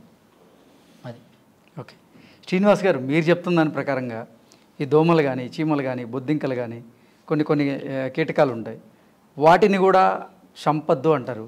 కానీ పరిసర ప్రాంతాల్లో ఇప్పుడు దోమలు వచ్చినాయి అనుకోండి, దోమల వల్ల ఎన్నో రోగాలు ప్రబలే అవకాశం ఉంటుంది కదా, మరి అవి చంపద్దని ఎలా? దీన్ని మనం 2 విధాలుగా అర్థం చేసుకోవాలి. ఒకటి ఏంటంటే, మనకి అన్నమాచార్యులు చెప్పారు, తెగదు పాపము తీరదు పుణ్యము అని. ఒక పాటలో మనం విన్నాం, తెగదు పాపము తీరదు పుణ్యము, నగి నగి కాలము నాటకం అని ఉంది అన్నమాచార్య సంకీర్తన. అంటే తెగదు పాపము తీరదు పుణ్యం అంటే మీరు ఎంత పుణ్యం చేసినా దానికి ఏం తీరదు. ఫర్ ఎగ్జాంపుల్, మీరు 10 మందికి అన్నదానం చేశారనుకోండి, ఇక్కడ శ్రీనగర్ కాలనీలో హైదరాబాద్లో, మీకోసం మళ్ళీ ఎల్బీ నగర్లో ఇంకొక 100 మంది ఎదురు చూస్తుంటారు అన్నదానం కోసం. మీరు ఎల్బీ నగర్లో 100 మందికి పెట్టారనుకోండి, మీకోసం మళ్ళీ రాజమండ్రిలో ఇంకొక 1000 మంది ఎదురు చూస్తుంటారు. అంటే మీరు ఎంత పుణ్యం చేస్తారు? ఎంత పుణ్యం చేసినా దానికి అంతు లేదు. అలాగే తెగదు పాపము తీరదు పుణ్యం అన్నాడు, దానికి ఏం అంతు లేదు. కాబట్టి మనం ఇప్పుడు నేను అక్కడి నుంచి ఇక్కడ నడుచుకుంటూ వచ్చాను స్టూడియో లోపలికి, నా కాళ్ళ కింద ఎన్నో జీవులు చనిపోయి ఉండొచ్చు. ఇది మనం ఏం చేయలేం, ఇది ఎక్సెప్షనల్. ఇది వాంటెడ్గా వాటిని, ఇప్పుడు నేను చిన్నప్పుడు సీతాకోక చిలుకల్ని పట్టుకుని వాటిని రెక్కలు పీకేసేవాడిని. అది వాంటెడ్గా చేయడం. అది తూనీగలు పట్టుకుని మన కాళ్ళ కింద, మన కారు వెళ్తుంటే కారు మీద ఏదో తూనీగ పడి చచ్చిపోవడం, అది వేరు. అది తెగదు పాపం తీరదు పుణ్యం అనే సూత్రం ఇక్కడ అప్లై అవుతుంది. కానీ దాన్ని మనం పట్టుకుని దానికి దారం వేసేదని చెప్తాం, అది తప్పు. అలాగే ఈ కీటకాలన్నీ కూడా సహజంగా ఫ్లోలో జరుగుతుంటే ఓకే, కానీ వాటిని నువ్వు చంపకూడదు. కానీ మన ఇళ్లలోకి అదే దానికి ఒక ఫార్మ్ స్పిరిచువల్గా మనకు ఒకటి ఉంది. మన భారత భూమి ఆధ్యాత్మిక భూమి కదా, ఆధ్యాత్మిక సాంప్రదాయం కదా మనది. టెలిపతి అనే ఒక విద్య ఉంది. ఓకే. టెలిపతి అంటే ఏంటి? మనము వాటిని రిక్వెస్ట్ చేస్తాం. ఓకే, రిక్వెస్ట్ చేస్తాం. రిక్వెస్ట్ చేస్తే ఈ క్రిమి కీటకాలు మన మాట వినే అవకాశం ఉంటుంది అంటారు. రిక్వెస్ట్ చేస్తే వింటుందా అంటే వినదు. టెలిపతిలో కావాల్సింది ఏంటంటే నమ్మకం కావాలి. ఓకే, మనం దాన్ని నమ్మగలగాలి. ఇది అది ఒకటే, ఈ జీవంలో ఆ జీవము ఒకటే అన్నది మనకి నమ్మగలగాలి ఫస్ట్. మనం వాటిని రిక్వెస్ట్ చేస్తే ఒకటేసారి అది మార్పు రాదు, కానీ మెల్లిమెల్లిగా వస్తుంది. మనకు వరుణుడి దేవుడు అంటాం, మనం ఏమంటాం? వరుణుడి దేవుడు అంటాం, సూర్య దేవుడు అంటాం, సూర్య భగవానుడు అంటాం. చివరికి మనం శనిని కూడా శనీశ్వరుడు అంటాం, శని దేవుడు అంటాం కదా. అది మన బేస్. కాబట్టి అవన్నీ దేవుళ్ళే. అందుకే కదా మనం చేపకి మత్స్యావతారం అని పెట్టాము, కూరమావతారం అని పెట్టాము, బయట నందిని పెట్టాము ప్రతి గుడిలోనూ. అన్నీ అంతా ఉంది. అందుకే వినాయకుడి గుడిలో ఎలకని ఆయనకి వాహనంగా పెట్టాము, పులినేమో విజయదుర్గకి వాహనంగా పెట్టాము. ఇదంతా మనకు చెప్పబడి ఉంది. కాబట్టి మనం ఆ ఫార్ములా ఉపయోగించుకుంటే, రిక్వెస్ట్ చేస్తే కొంత మార్పు వస్తుంది, మెల్లిమెల్లిగా వస్తుంది. ముందు మన దృక్పథం మారుతుంది. మన దృక్పథం ఎప్పుడైతే మారిందో అప్పుడైతే మనకు పెద్దగా అడ్డు ఉండదు, సహజంగానే మార్పు వస్తుంది అనమాట. వాళ్ళు మనం అర్థం చేసుకుంటాయి మనం రిక్వెస్ట్ చేస్తే. అంటే వాటి యొక్క కరుణ మన పట్ల ఉండబట్టే మనం ఇలా జీవిస్తున్నాం. అవి తలుచుకుంటే మనం జీవించగలమా? చెప్పండి మీరు. ఏ జీవరాశి తలుచుకున్నా కూడా ఈ ప్రపంచంలో, మన తిరుపతిలో ఇప్పుడు ఏం జరుగుతుంది? ఒక 4 పులులు ఉన్నాయి అక్కడ. 4 పులులు మనుషులందరినీ అల్లల్లాడిస్తున్నాయి. ఇన్ని సంవత్సరాల్లో ఎప్పుడూ జరగలేదు ఇది. ఓకే, అలాగే ఒక చీమలు మన ఇంట్లోకి వచ్చినా, ఇంకోటి వచ్చినా కూడా ఆ జీవరాశి మన మీద కరుణతో ఉన్నబట్టే మనం ఇలా ఉన్నాం. నిజంగా అవి తలుచుకుంటే మనకు చీమలే చాలు మన బతుకుకి. కాబట్టి మనం వాటితో కొంచెం కమ్యూనికేట్ చేసి నేర్చుకోవాలి. కొంచెం ఎలా కమ్యూనికేట్ చేస్తారంటారు? మనసులో కోరుకోవడమే అంతే. మనం సినిమాలు చూసేవాళ్ళం, పాత సినిమాలు. బాణం ఎలా పెట్టుకునేవాడు, కళ్ళు మూసుకునేవాడు. ఏం చేస్తాడు? కళ్ళు మూసుకుని దాని సంకల్పము అంటాం. ఎస్, ఓకే, దీన్ని సంకల్ప శాస్త్రం అంటారు.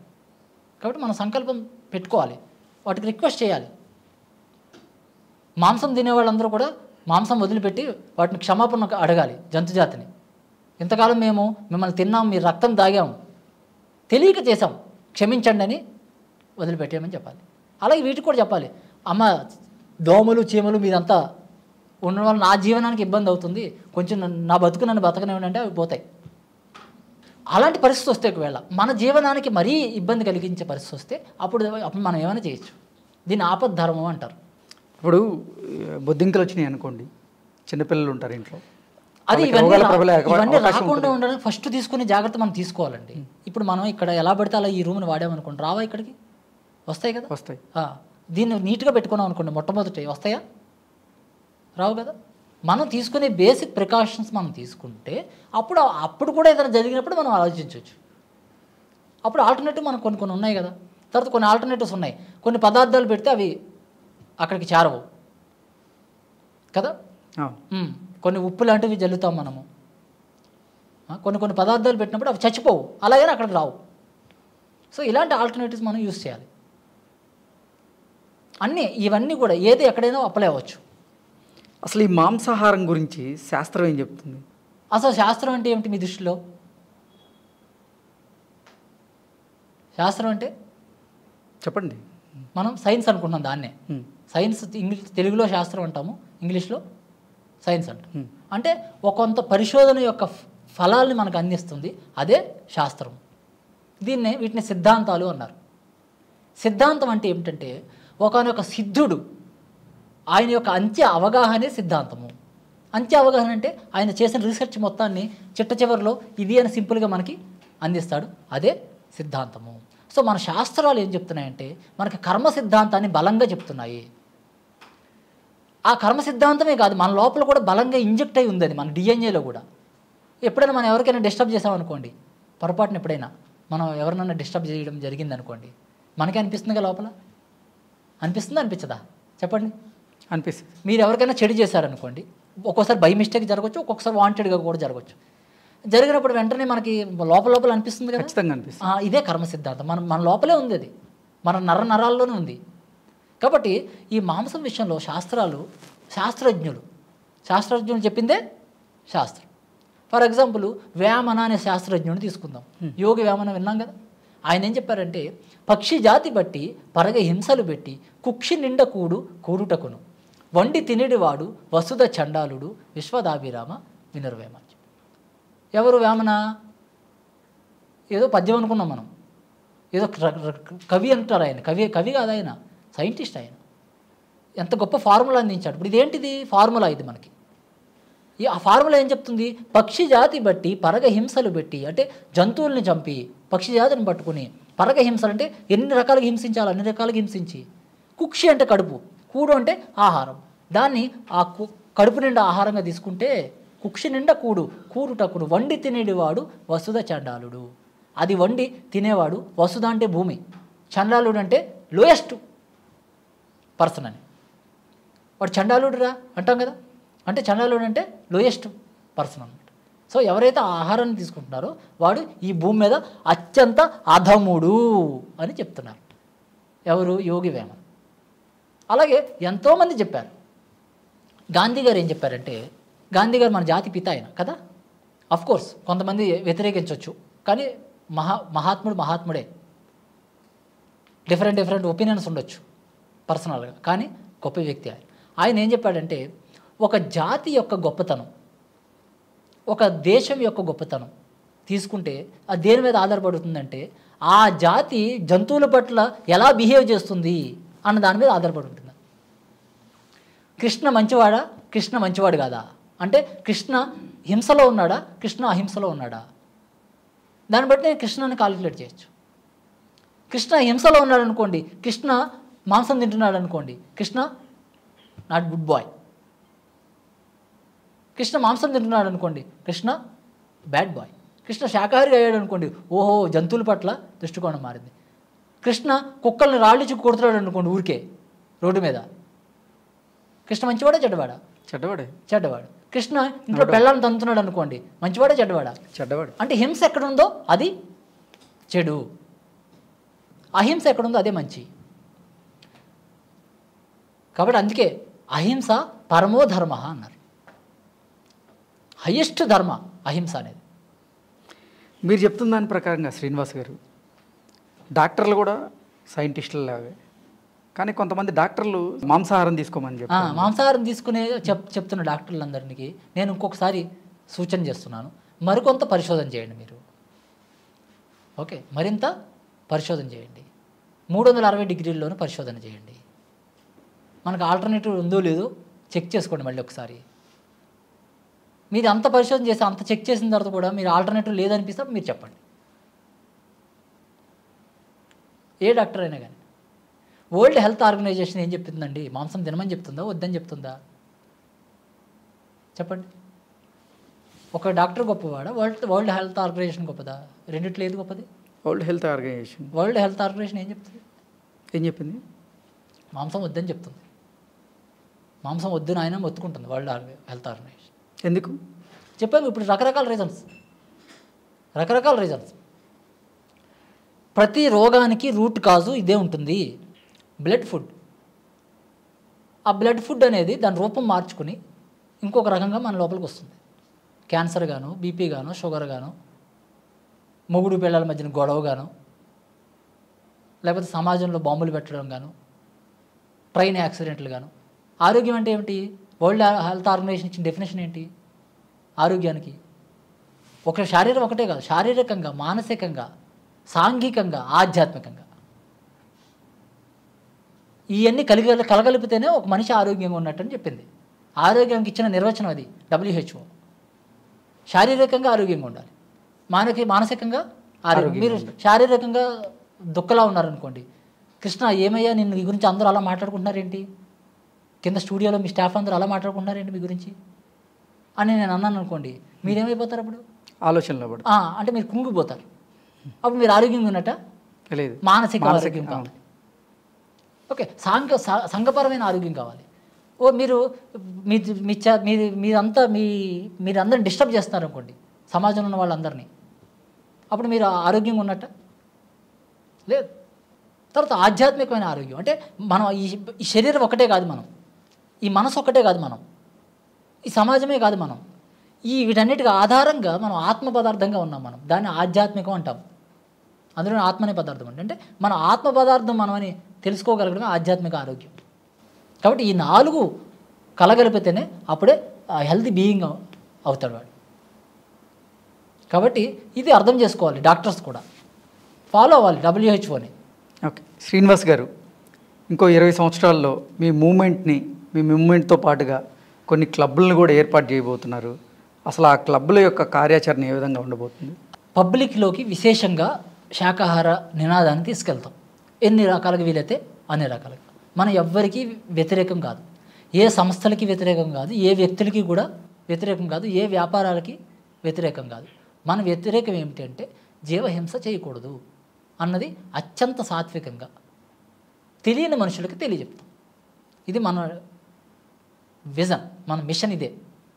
సో ఇందులో భాగంగా రకరకాల యాక్టివిటీస్ ఏమిటంటే మనం పిల్లలకి బోధిస్తాం, స్కూల్ పిల్లలకి, స్కూల్స్ అడాప్ట్ చేసుకుంటాం, స్కూల్ మేనేజ్మెంట్కి ఎక్స్ప్లెయిన్ చేస్తాం, అలాగే తల్లిదండ్రులకు కొంత బోధిస్తాం.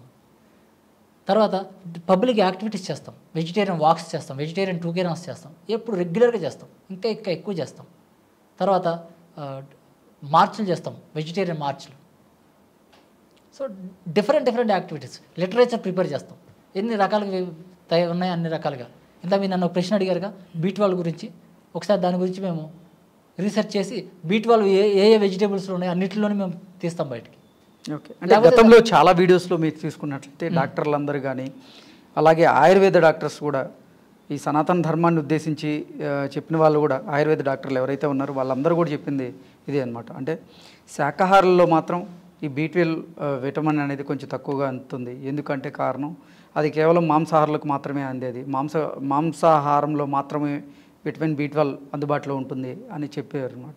సో దాన్ని ఆధారంగా చేసుకొని నేను మిమ్మల్ని ఒక ప్రశ్న అడగడం. అదే ఇప్పుడు నేను నా పరిమితిలో నేను దానికి ఆన్సర్ చెప్పాను కదా. ఎంతోమంది శాకాహారులుగా ఉన్నవాళ్ళు, హాయిగా జీవిస్తున్న వాళ్ళు ఉన్నారు. ఓకే, వాళ్ళకి బీ12 ఎక్కడి నుంచి వస్తుందో వీళ్ళు ఒకసారి పరిశోధన చేయాలి దాని మీద. ఎగ్జాక్ట్లీ వాళ్ళ పని అది.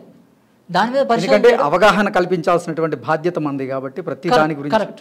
ఇప్పుడు దానికి బీ12 వీళ్ళకి ఎలా వచ్చింది బీ12 అనేది వాళ్ళు పరిశోధన చేయాలి, అంతే కదా. నేను వాళ్ళ ప్లేస్లో ఉన్న నేను పరిశోధన చేస్తాను. కాబట్టి నా పని ఏంటంటే ఆల్రెడీ ఉన్న పరిశోధనల్ని జనంలోకి తీసుకెళ్ళడము. అది వెజిటేరియన్ మూవ్మెంట్ ఏంటంటే ఇది ఒక మార్కెటింగ్ ఏజెన్సీ. ఏ ప్రోడక్ట్ మార్కెటింగ్ చేస్తుంది ఇది అంటే అందరూ శాకాహారులుగా తినండి. ఎందుకు చేస్తుంది అంటే జంతువుల యొక్క భద్రత కోసము, అలాగే మానవుల యొక్క భద్రత కోసము, ప్రకృతి యొక్క భద్రత కోసము, మన యొక్క దేశం యొక్క ఆర్థిక భద్రత కోసము అన్నీ ఇందులో ఇంక్లూడ్ అయి ఉన్నాయి. ఎలా అయితే ఒక చిన్న విత్తనంలో మహావృక్షం ఉందో అలాగే ఈ మాంసాహారం శాకాహారం అనే సబ్జెక్టులో మొత్తం అన్ని కోణాలలోనూ మన ప్రభావం అవుతుంది అది. సో ఈ 4 విభాగాలు మేము తీసుకెళ్ళిపోతున్నాం. Vegetarianism for health, vegetarianism for environment, vegetarianism for spirituality, vegetarianism for economical balance. So వీటన్నిటి మీద ఉన్న పరిశోధనలు ఆల్రెడీ మనం ఏం చేస్తాం, పరిశోధనలు ఆల్రెడీ చేసిన వాళ్ళు ఎంతోమంది ఉన్నారు. ఆ ఉన్న పరిశోధనలు ఉన్నట్టుగా మనం జనంలోకి తీసుకెళ్తాం. ఓకే, అంటే ఈ పర్యావరణానికి ఈ శాకాహారిగా మారడానికి సంబంధం ఏంటి అసలు? ఇప్పుడు పర్యావరణం అనేది సహజంగా ఉండాలి కదా. అవును, పర్యావరణం అంటే ఏమిటి? ఇప్పుడు ఉదయం సూర్యుడు వస్తున్నాడు, సాయంత్రానికి సూర్యుడు అస్తమిస్తున్నాడు. ఓకే, మనము ఆ సూర్యుడు వచ్చి వెళ్ళే సూర్యుడిని ఒక కర్ర తీసుకుని కొట్టామనుకోండి, అదే పర్యావరణాన్ని డిస్టర్బ్ చేయడం. అదే ఎగ్జాంపుల్ చెప్తున్నాం. సూర్యుడు వస్తున్నాడు, సూర్యుని మనం కర్ర తీసి కొట్టామనుకోండి, పర్యావరణాన్ని డిస్టర్బ్ చేయడమే కదా, చెప్పండి మీరు. అలాగే ఈ జంతు జాతి పుడుతుంది. ఓకే, తమ ఆత్మ పరిణామం కోసం ఆ జంతు జాతి పుడుతుంది. మనం ఆహారంగా తినడం కోసం పుట్టలేదు. మనం ఆహారంగా తినడం కోసం ఆల్రెడీ ప్లాంట్ కింగ్డమ్ ఇవ్వబడింది మనకి. ప్లాంట్ కింగ్డమ్ డ్యూటీ ఏంటంటే సోలార్ ఎనర్జీని తీసుకుని మానవ జాతికి అందించడం అనేది ప్లాంట్ కింగ్డమ్ డ్యూటీ. అది ప్లాంట్ కింగ్డమ్ రెడీగా ఉంది. ఓకే, ఎన్నో ఫలాలతో, ఎన్నో కాయగూరలతో. ఈ యానిమల్ కింగ్డమ్ మన కోసం లేదు. అది వాటి యొక్క పరిణామ క్రమానికి అవి జీవిస్తున్నాయి. వాటిని మనం ఏం చేస్తున్నాము, డిస్టర్బ్ చేస్తున్నాం. సో ఆ డిస్టర్బెన్స్ ఓవరాల్గా డిస్టర్బ్ అవుతుంది. ఎక్కడ డిస్టర్బ్ జరిగినా మళ్ళీ మొత్తం అంతా డిస్టర్బ్ అవుతుందా అవదా? ఇప్పుడు ఈ బిల్డింగ్ ఉంది, ఇన్ని పిల్లర్స్ ఉన్నాయి, ఒక పిల్లర్ కదిలింది అనుకోండి, మొత్తం బిల్డింగ్ అంతా డిస్టర్బ్ అవుతుందా అవదా? అవుతుంది. అలాగే ఈ మాంసం అనేది మొత్తం ఓవరాల్ ఎన్విరాన్మెంట్ దెబ్బతింటుంది. తర్వాత అవి చనిపోయేటప్పుడు ఎవరికైనా కూడా సహజమైన మరణం అయితే పెద్ద ఇబ్బంది ఉండదు.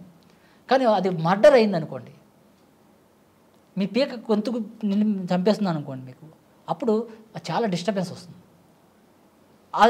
ఆ ప్రాణం పోయేటప్పుడు ఎన్నో రకాల టాక్సిన్స్ బయటకు వస్తాయి. మామూలుగానే డెడ్ బాడీ టాక్సిన్స్ వస్తాయి. ముక్కులో చెవులో దూది పెడతారు కదా, ఎందుకు పెడతారు? ఆ నెగిటివ్ ఫోర్సెస్ రాకుండా లోపల బాడీలో, అందుకే దాన్ని పూడ్చిపెడతాం, కాల్చేస్తాం. అలాంటిది బలవంతంగా చంపినప్పుడు అది ఇంకా ఎక్కువ సోల్ డిస్టర్బ్ అయిపోయి అది బాడీలో ఉండాలనుకుంటుంది సోల్, కానీ మనం ఏం చేస్తున్నాము, దాన్ని బలవంతంగా విడదీస్తున్నాం. కాబట్టి వాటిని శాపనార్థాలు అన్నారు పెద్దవాళ్ళు. ఏమన్నారు? శాపనార్థాలు అన్నారు. సో ఆ శాపనార్థాలు అంటే వీటిని మనం నెగిటివ్ ఎనర్జీగా అనుకోవచ్చు. అదంతా మళ్ళీ రిఫ్లెక్ట్ అవుతుంది మనకి. రిఫ్లెక్ట్ అయ్యి ఎంటైర్ ఎన్విరాన్మెంట్ దెబ్బతింటుంది. అది ఇండైరెక్ట్గా భూకంపాలకు, వరదలకు, వాటన్నిటికీ కారణమవుతుంది. లేదా రకరకాల రోగాలకు, కరోనా లాంటి డిసీజ్కి. కరోనా చూడండి ఎంత ప్రకంపన సృష్టించింది ప్రపంచం అంతా. అట్లా కొన్ని భయంకరమైన దేశాలు, చైనా లాంటి దేశాలు ఉన్నాయి, తొందరగా పోతాయి. చైనా లాంటి దేశాలు పోతాయి, అంతరించిపోతాయి. ఓవర్ నైట్లో పోయే పరిస్థితులు వస్తాయి, పద్ధతి మార్చుకోపోతే. శ్రీనివాస్ గారు, కొంతమంది మాంసాహారులు మీరు ఏదైతే స్టేట్మెంట్ ఇస్తున్నారో దానికి వ్యతిరేకంగా మాట్లాడుతున్నటువంటి సందర్భాలు చాలా చూశాను నేను. కొంతమంది ఏమంటారంటే మాంసాహారులు, మేము జంతువుల్ని చంపి తినడం నేరం అంటున్నారు, అలాగే జీవం ఉన్నటువంటి మొక్కల్ని చంపడం కూడా నేరమే కదా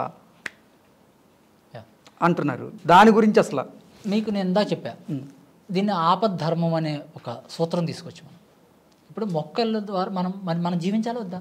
జీవించాలి, జీవించాలి. మనం ఎలా జీవిస్తాం? మనం ఆహారం తీసుకోవాలిగా. అవును, ఓకే. అంటే మనం ఆహారం తీసుకోకుండా జీవించిన పరిస్థితులు కూడా ఉన్నాయి. అది ఎక్స్ట్రీమ్ లెవెల్. ఇంకా మనకి ఏం చెప్పారంటే మాంసాహారులందరూ శాకాహారులు అవ్వాలి, శాకాహారులందరూ ఫలహారులు అవ్వాలి, ఫలహారులందరూ శ్వాసాహారులు అవ్వాలి. ఇది శాస్త్రం. మొట్టమొదట మాంసాహారి, తర్వాత శాకాహారి, తర్వాత ఫలహారి. ఫలం అంటే ఫ్రూట్, అంటే నాన్ వెజిటేరియన్స్ అంటే వెజిటేరియన్స్ అవుతారు, వెజిటేరియన్స్ అందరూ ఫ్రూటేరియన్స్ అవ్వాలి, ఫ్రూటేరియన్స్ అందరూ బ్రెత్టేరియన్స్ అవ్వాలి, అంటే శ్వాసనే ఆహారంగా తీసుకునే వాళ్ళు కూడా ఉన్నారు ఈ ప్రపంచంలో, ఇప్పుడు కూడా ఉన్నారు. జాస్మోహిన్ అనే ఒక లేడీ ఉంది వేరే దేశంలో, ఆవిడ ఏ ఆహారం తీసుకోకుండా జీవించారు. మనకి మాతా మాణిక్యేశ్వరి అని ఒక మాతాజీ ఉన్నారు, మొన్ననే శరీరాన్ని విడిచిపెట్టారు. ఆవిడ కర్ణాటక బోర్డర్లో ఉన్నారు. ఆవిడ ఏ ఆహారం లేకుండా జీవించారు. ఇవేమిటి ఎక్సెప్షనల్ కేసెస్ ఇవి.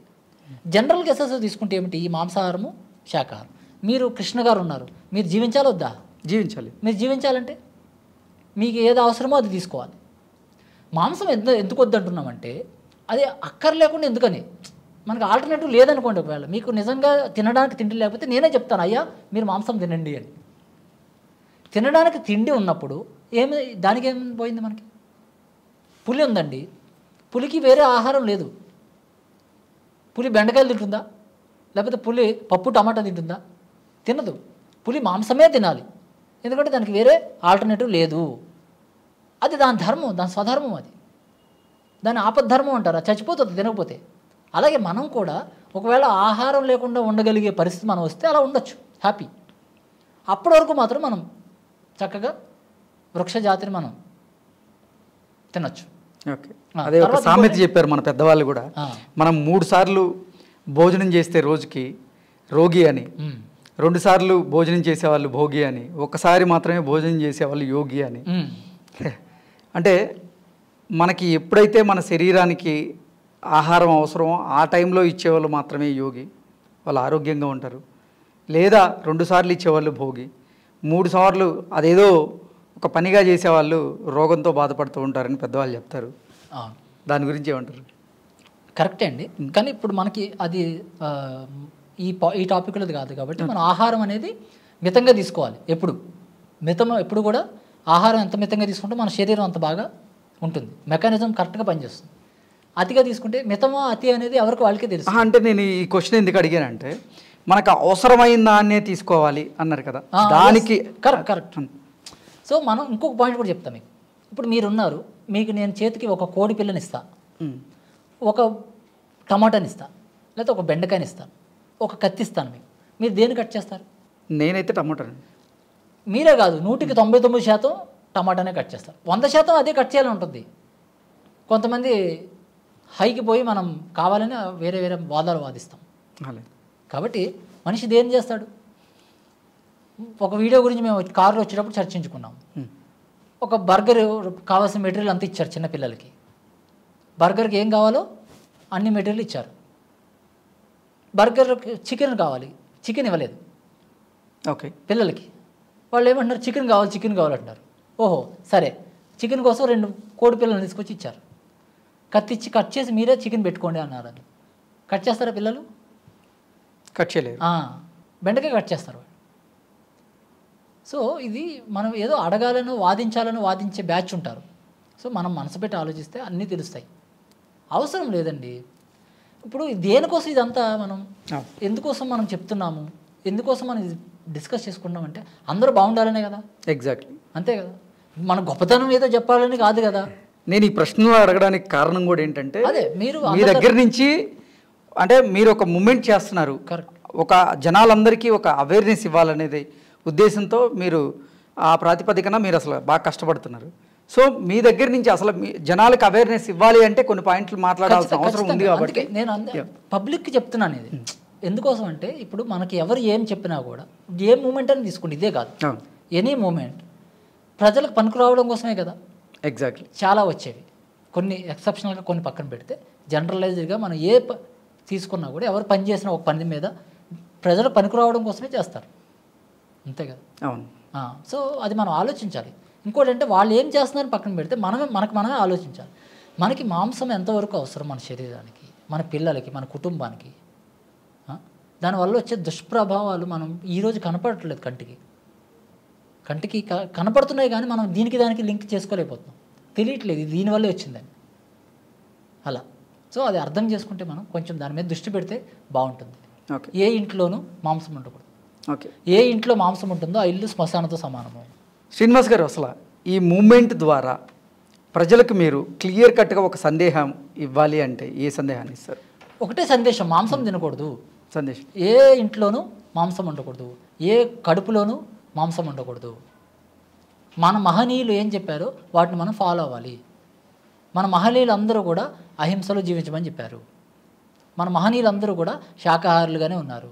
మీరు ఏ మహనీయుడిని తీసుకోండి, ఏ మహానుభావుడిని తీసుకోండి, మరి కొంతమంది రాక్షస కేటగిరీ పక్కన పెట్టేస్తే అక్కడక్కడ మిగిలిన వాళ్ళందరూ కూడా ఏ మహనీయుని తీసుకోండి, ఏ ఆధ్యాత్మికవేత్తనాన్ని తీసుకోండి, మీరు ఏ టెంపుల్ తీసుకోండి, మీరు ఏ టెంపుల్ తీసుకున్నా మాంసం పెట్టమని. ఫర్ ఎగ్జాంపుల్ చెప్తాం, మీకు ఏ దేవుడు అంటే ఇష్టము? శివుడు అంటే ఇష్టం. మీకు శివాలయంలో మాంసం పెడతామా మనం? లేదు కదా. శివుడికి భక్త కన్నా మాంసం పెట్టే అది వేరే ఎక్సెప్షనల్ స్టోరీ, అది వేరే స్టోరీ. అది అంటే ఆయన భక్తి గొప్పతనం చెప్పడం కోసం ఆ ఇన్సిడెంట్ జరిగింది, కానీ మాంసం తినమని అక్కడ అర్థం కాదు. శివుడు మాంసం తింటాడని కాదు. సో శివాలయంలో మాంసం పెడతామా, శ్రీశైలంలో మనం మాంసం పెడతామా? ఎక్కడ పెట్టాం కదా. కాబట్టి అంతే, సోమవారం శివుడికి పూజ చేస్తాం మనం, ఒక ఆదివారం ఎవరికి పూజ చేస్తాం మనము? సూర్యభగవానుడికి పూజ చేస్తాం. లేకపోతే క్రిస్టియన్స్ అంటే పోనీ ఆదివారం చర్చికి వెళ్తారు. ఓకే, ముందు మనం సూర్యభగవాను గురించి తీసుకుందాం. రథసప్తమి అనే ఒక ఫెస్టివల్ చేస్తాం మనం. రథసప్తమికి మాంసం పెడతామా మనం? చెప్పండి. లేదు. ఆ రథాన్ని మనం దేంతో తయారు చేస్తాం? చిక్కుడుకాయలతో తయారు చేస్తామా, లేకపోతే మాంసపు బొమ్మికలతో తయారు చేస్తామా? ఓకే, తర్వాత మంగళవారం ఒక వారాన్ని తీసుకుందాం. మంగళవారం ఎవరికి పూజ చేస్తాం మనము? ఆంజనేయ స్వామికి చేస్తాం. ఆంజనేయ స్వామి గుడిలో మాంసం పెడుతున్నాం మనం. ఆంజనేయ స్వామి మాంసం తింటున్నాడా? లేదు కదా. బుధవారం ఒక వారాన్ని తీసుకుందాం. బుధవారం మనం ఎవరికి పూజ చేస్తున్నాము? అయ్యప్ప స్వామికి. శబరిమలలో మాంసం పెడుతున్నాము మనం లేకపోతే మనం మాల వేసుకున్నప్పుడు మాంసం తింటున్నాము 40 రోజులు. 40 రోజులు చెడైంది, మరి మిగిలినప్పుడు ఎందుకు మంచి అవుతుంది? గురువారం ఒక వారాన్ని తీసుకుందాం. సాయిబాబాకి మొక్కుతుంటారు. సాయిబాబాలు ఇద్దరు ఉన్నారనుకోండి మనకి, సత్యసాయి, షిరిడి సాయి. షిరిడిలో మాంసం పెడతామా, లేకపోతే సాయిబాబా టెంపుల్లో మాంసం పెడతామా? సత్యసాయి మాంసం తినమని చెప్పాడా? ఆయన వీడియోలో ఆయన సందేశాలు వినండి, క్లియర్గా చెప్పారు మాంసం తినొద్దని, వెరీ క్లియర్గా చెప్పారు సత్యసాయి. సో శుక్రవారం ఒక వారాన్ని తీసుకుందాం. ఇది కొంచెం క్రిటికల్ చేశారు మన వాళ్ళు. శుక్రవారం అంటే అమ్మవారికని. ఇక్కడ వేమన పద్యం చెప్పాలి నేను. బలిస్తారు అమ్మవారి పేరు చెప్పి, అది తప్పు. ఏ అమ్మవారు కూడా బలి కోరదు. ఒకవేళ బలి కోరితే అమ్మ ఎట్లా అవుతుంది? మీ అమ్మగారు మిమ్మల్ని కృష్ణ శ్రీనివాస్ యొక్క తల నాకు కావాలి అంటే మీ అమ్మ అవుతుందా? చెప్పండి. అలాంటి కోరిక కోరితే మీరు మీ అమ్మని అమ్మలా చూస్తారా? చూడరు కదా. అలాగే ఏ అమ్మవారు కూడా బలి అడగదు. యోగి వేమన ఏం చెప్పారంటే, దొమ్మ మాయ కొరకు అమ్మవారికి వేట, లిమ్మ తండ్రి ఇదేమి రిమ్మ తెగులో, అమ్మవారి పేరు అందరూ తినుటక విశ్వదాభిరామ వినరవేమని చెప్పారు. అంటే దొమ్మ మాయ కొరకు అంటే పూర్వం ఏం చేసేవారంటే ఏదైనా జబ్బు చేస్తే మనిషికి ఆ జబ్బు తగ్గడం కోసము జంతువుని బలిస్తే తగ్గిపోతుందనే ఒక భావనలో ఉండేవారు. ఆయన చెప్తున్నాడు దొమ్మ మాయ కొరకు అమ్మవారికి వేట, నిమ్మటండి ఇదేమి రెమ్మ తెగులు అంటే ఆ బలి ఇవ్వడమే ఒక రోగం అని చెప్తున్నారు ఆయన. కాబట్టి అమ్మవారు శనివారం తీసుకోండి వెంకటేశ్వర స్వామి, తిరుపతి కొండ మీద మాంసం ఉందా? తిరుపతి కొండ మొత్తం మాంసం బ్యాన్ చేశారు. అవును కదా, నిషేధం. మరి మనకెందుకు? ఇప్పుడు తిరుపతి తిరుమల ఎంతో, ఈ హైదరాబాద్ అంతండి, హైదరాబాద్ ఎంతో మన ఊరు అంతండి, షిరిడి ఎంతో మన ఊరు అంతండి, ఏం తక్కువ అండి మన ఊరికి? సో అక్కడ ఏదైతే చేయకూడదు ఉందో మనం మాంసం ఇక్కడ కూడా పెట్టకూడదు. అది తర్వాత క్రిస్టియానిటీ తీసుకుందాం. యేసుక్రీస్తు గొర్రె పిల్లల్ని గుండెలకు హత్తుకున్నాడు. ఆయన కరుణామయుడు అన్నారు, దయామయుడు అన్నారు. ఇస్లామిజం తీసుకుందాం. ఇస్లాం మరియు శాకాహారం అనే గొప్ప పుస్తకం రాశారు డాక్టర్ ముజఫర్ హుస్సేన్ గారు, పద్మశ్రీ ఇచ్చారు ఆయనకి. ఆయన అందులో అంత డీటెయిల్గా చెప్పారు ఎందుకు మాంసం తినకూడదు, ఎందుకు జంతువులను చంపకూడదు అనేది. సో ఏ మతం అన్నా తీసుకోండి, ప్రతి ఒక్క మతం యొక్క దాని యొక్క రూట్స్ ఏమిటి, బేస్ ఏమిటి అంటే కరుణ, దయ, ప్రేమ, ఈ మూడే ఉంటాయి చూడండి. ఈ మూడు లేకుండా ఏ మతం లేదు. ఇప్పుడంటే పిచ్చెక్కి కొట్టుకుంటున్నారు మతాల పేరుతో, దాని రూట్స్ అవే. శ్రీనివాస్ గారు, ఏ సందర్భంలో మనిషి హింస చేయొచ్చని ధర్మం చెప్తుంది? ఈ మధ్యన నేను ఎక్కువగా చూస్తున్నాను ధర్మహింస తదైవచ అని. అహింస పరమో ధర్మ అందరికీ తెలుసు, ధర్మహింస తదైవచ ఇది ఎవరికి తెలియదు. సో ధర్మం కోసం హింస చేయవచ్చు అనేది ఈ మధ్యన చాలామంది చెప్తున్నారు. హింస అనేది ఎప్పుడు చేయొచ్చు అంటే మనం మన ఆర్మీని చూసి నేర్చుకోవచ్చు. ఓకే, మన భద్రతా దళాలు, మన దేశ భద్రతా దళాలను చూసి మనం నేర్చుకోవచ్చు. ఏమంటాం మనం ఆ వ్యవస్థని? డిఫెన్స్ అంటాం కదా. అవును, డిఫెన్స్ అంటే అర్థం ఏంటి? డిఫెన్స్ అంటే ఆత్మరక్షణ. డిఫెన్స్ అంటే ఆత్మరక్షణ. మన ఇండియన్ ఆర్మీ పనిగట్టుకుని పోయి వేరే దేశాల మీద బాంబులు వేస్తుందా? ఎప్పుడు లేదు. దేనికోసం ఉంది ఆర్మీ? మనకి ఎందుకు ఆర్మీ ఉంది? మనకి ఎందుకు డిఫెన్స్ కల్పించడానికి? ఎవడైనా మన మీదకి వస్తే మనల్ని మనం రక్షించుకోవడం కోసం, అంతే. సో హింస కూడా ఎప్పుడు చేయాలంటే నీ ప్రాణం పోతుంది అనుకున్నప్పుడు, ఓకే, నీ ప్రాణం పోతుంది అనుకున్నప్పుడు నువ్వు హింసకి పాల్పడవచ్చు. దాన్ని ఆపద్ధర్మము అన్నారు. దాన్ని ఇందాక చెప్పినట్టు మనకు తినడానికి ఏమీ లేదనుకోండి, ఏమీ తినడానికి లేదు, ఏం దొరకట్లేదు, నా శరీరాన్ని కాపాడుకోవాలి, అప్పుడు మాంసం తినచ్చు. ఆది మానవుడికి అప్పుడు ఏమీ లేదు, టెక్నాలజీ, పంటలు పండించుకోవడం తెలీదు, తినడం తెలియదు, ఏం తెలియదు. అప్పుడు జంతువుని పట్టుకునేవాడు, దాన్ని కాల్చుకునేవాడు, తినేవాడు. సో అది అప్పటికి కరెక్ట్. అలాగే హింస అనేది కూడా మనం డిఫెన్స్ పద్ధతిలోనే పోవాలి. ఇప్పుడు నన్ను ఎవరైనా చంపడానికి వస్తున్నారు అనుకోండి, నేను గొప్ప అహింసావాదిని, కానీ నేను నా ప్రాణం పోతుందని నాకు తెలిసినప్పుడు నేను దాన్ని డిఫెన్స్ చేసుకుంటాను. That's it. కాబట్టి హింస అనేది ఎప్పుడు పనికిరాదు. హింస ఎప్పుడు కూడా మళ్ళీ మనకు రిఫ్లెక్షన్ హింసే వస్తుంది. హింస ఎప్పుడు కూడా శాంతిని ప్రశాంతతని ఎప్పుడు కలిగించదు. కానీ ఎప్పుడైనా మనల్ని మనం కోల్పోతున్నప్పుడు మనం సెల్ఫ్ డిఫెన్స్ చేసుకుంటాం. శ్రీనివాస్ గారు, అసలు మీ క్లబ్లో ఎవరెవరు జాయిన్ అవ్వచ్చు? మీ క్లబ్లో జాయిన్ అవ్వడానికి ఎటువంటి అర్హత ఉండాలి అసలు? ఈ వెజిటేరియన్ క్లబ్స్లో జాయిన్ అవ్వడానికి మొట్టమొదటి అర్హత ఏంటంటే శాకాహారిగా ఉండడం. ఓకే, వాళ్ళ కులం ఏదో మాకు సంబంధం లేదు, వాళ్ళ మతం ఏదో కూడా సంబంధం లేదు. మాకు అందరూ ఒకటే. ఈ క్లబ్కి మాకు మీన్స్ ఈ క్లబ్కి అందరూ ఒకటే. ఈ క్లబ్ ఒకటే ఒక లైన్ మీద ఆధారపడి ఉంటుంది. జీవించనివ్వు, అహింస పరమో ధర్మ, వీటిని బలంగా నమ్ముతున్న క్లబ్సే వెజిటేరియన్ క్లబ్స్. కాబట్టి మీరు ఎక్కడి నుంచైనా రండి, మీరు మాంసం తినకూడదు అంతే.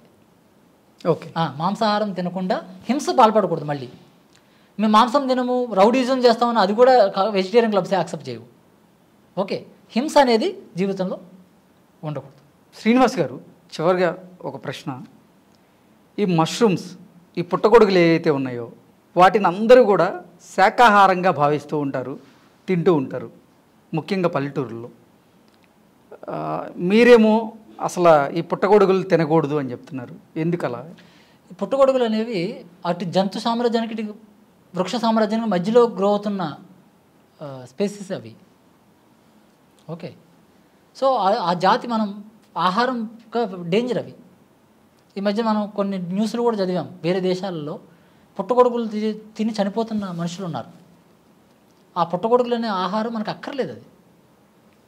అది ఫస్ట్ మొట్టమొదటి లేదు, ఈ మధ్యన వచ్చింది అదంతా. కానీ పోషకాలు ఎక్కువగా ఉంటాయి పుట్టగొడుగులు అని చాలామంది చెప్తున్నారు పరిశోధనలు చేసి. ఏమన్నా ఉండనివ్వండి, నేను అదే చెప్తున్నా, పరిశోధనలు బయట వాళ్ళు చేయడం ఒక ఎత్తు, కొన్ని మనకి మనమే పరిశోధన చేసుకోవాలి.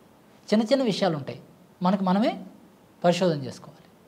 పుట్టగొడుగులు తినండి, తిని మీరు గమనించుకోండి మీ శరీరం రియాక్షన్ ఏంటి తెలిసిపోతుంది మనకి. సో అక్కర్లేదు. బట్ ఈ పాయింట్ వెజిటేరియన్ మూమెంట్కి సంబంధం లేదు.